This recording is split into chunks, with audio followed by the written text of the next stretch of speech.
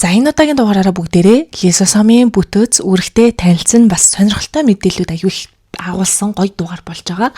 За 4-9-оор эхлээд хин хэдоонд хэрхэн нээсэн талаар танилццгаая.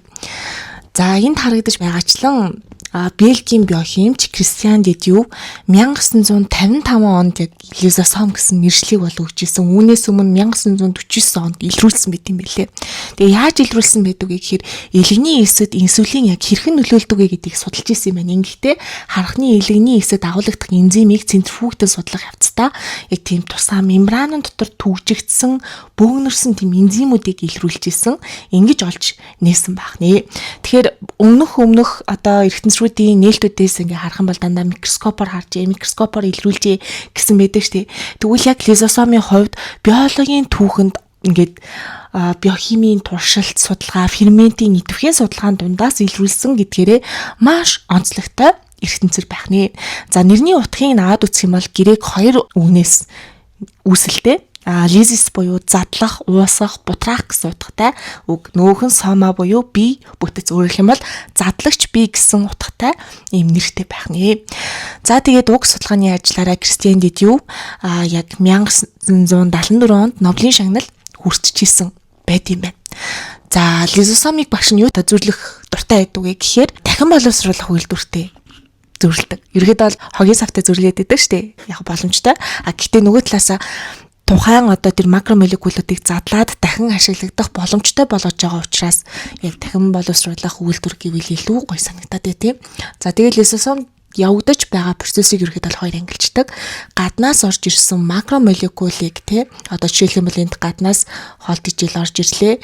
Энд ингээд мембран тасраад цэврүү үүслээ Тэгэхээр хоол боловсруулах цэврүүтэй нөгөө лизосом маань нийлээд ингээд нөгөө макромолекулыг маань задаад өгч чинь. Тэгэхээр энэ тохиолдолд фагоцитоз гэж нэрлэдэг. Харин эс дотор өөрт нь агуулгадж байгаа хөгшөрсөн, эвдэрсэн бүтэц үйл ажиллагаагаа алдсан эргэтэнцрүүдийг задалж байх юм бол одоо жишээлбэл энд байгаа электрон микроскопын зургаас харахад митохондри болон пероксисомтой нэм хэсэг байна тийм үү. Тэгэхээр үүнийг ерөөхдөө задлахад бэлэн болцсон байна гэсэн үг хань шүү дээ. Тэгэхээр ингэж өөрийн дотор байгаа бүтцийг задлж явах юм бол автофаг гэж нэрлэдэг онцлогтой байх нэ. За дараагийн нэг сонирхолтой мэдээлэл нь бид нар нөгөө макрофагууд бактерийг задлж устгадаг гэж яриад байдаг тийм. Гэтэл тэр макрофагийн задралын цаана нөгөө гаднаас орж ирсэн бактерийг эцсийн дүндээ лизосом маань нийллээ энзимүүдийн тусламжтай задралын процесс явагддаг байх юм шүү дээ тийм. За дараагийн сонирхолтой мэдээлэл нь энэ 2016 онд бүр ингээ бүүм болсон тий. Та хэд санджийвэл ингээ өлсөх сайн гэж юм. Тэгэх юм бол хүний бие муу хэсүүдэд цэвэрлждэг гэж юм тий. Бараг хавдраас ингээ сэргийлждэг гэж ингээл яриад байсан шүү дээ.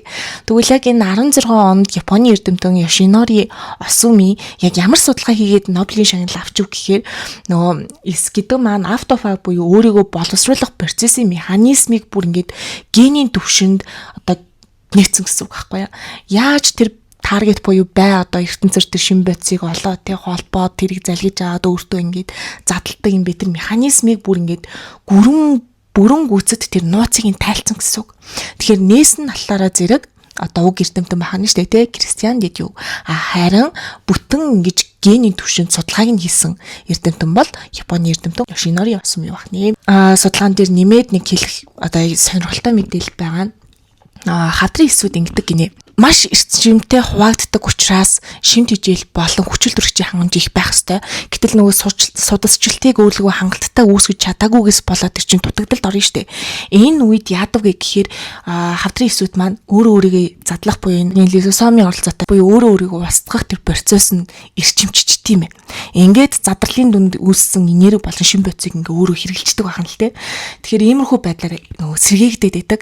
Тэнгууд судлаачид талаараа зэрэг энэ одоо автофагийн процессыг энэ хавдрын эс дээр блоклчих юм бол яг ингээ хавдрыг ерөөхдөө имжлэхэд айгүй ингээ түхэн байх гэдэг нэ гэдгийг бол илрүүлсэн байгаа байхгүй. Тэгээд цаашаага харин энэ Йошинори Осумигийн судалгаа 16 онд гарснараа дараагийн оноос эрчимтэй бүр яг ген нь тодорхойлчихж байгаа шүү дээ. Тэгэхээр аль хэсэгт нь очиод яаж блоклох уу, ямар механизмаар нөлөөлдөг тэр имийг бий болгох уу гэдэг нь бол бүтэн юм судалгаанууд нь хийгдээд тэгээ бүр ингээд туршигдаад одоо ингээд яг практикт хэрэглэгдээд явж байгаа онцлогтой байх нэ. За одоо бүгдээрээ яг нэг лизосомын яг 3D загварыг харж үзье. Тэгэхээр гадуураа юм дан мембран бүрхүүлтэй. Энэ нөхөр манаас Golgi аппаратаас үүсдэг онцлогтой.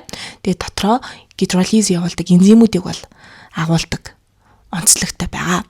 Энзим, фермент хоёр маань хоёулаа нэг утгатай нэршлүүд байгаа шүү дээ. Хоёулаа урвалыг уртсах гэж. За энэ үртээ сугтаа хамт байсанд баярлалаа. Сугаа дэмжиж саба дараад, лайка дараад, ширээ хийгээрэй. Баяртай.